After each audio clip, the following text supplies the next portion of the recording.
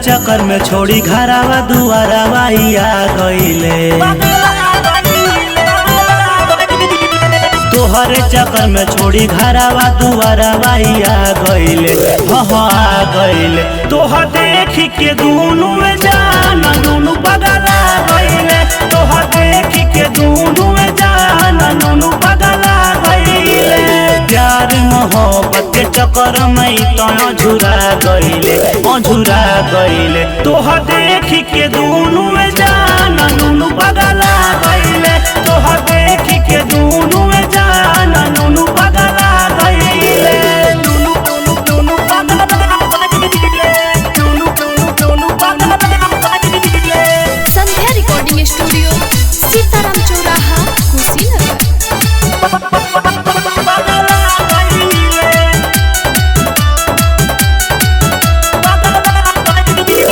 चढ़ली जवानी तोहर कैले बायोटैक हो।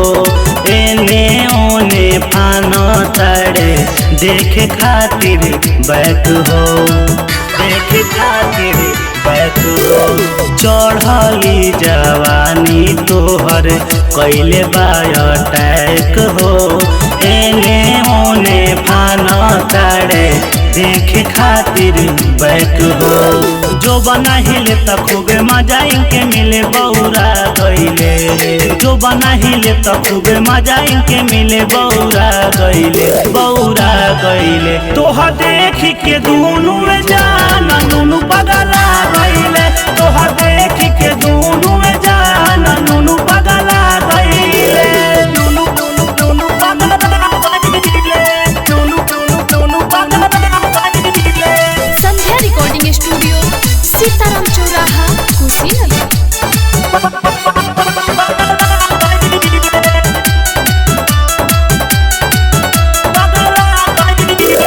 जैसे तोहर ऊपर हिले वैसे इनके नीचे हो। बाड़े तो नजर गड़ैले घोड़िए के बीच हो घोड़िए के बीच हो। ऊपर तोहर चोटी हिले धोती न के नीचे हो।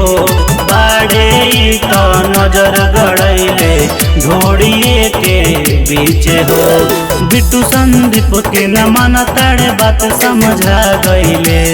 बिट्टू संदीप के न माना ताड़े बात समझा गईले आ गईले। तोहर देख के दूनु में जाना दूनु बगला गईले। तोहर देख के दूनु में जाना दूनु बगला गईले।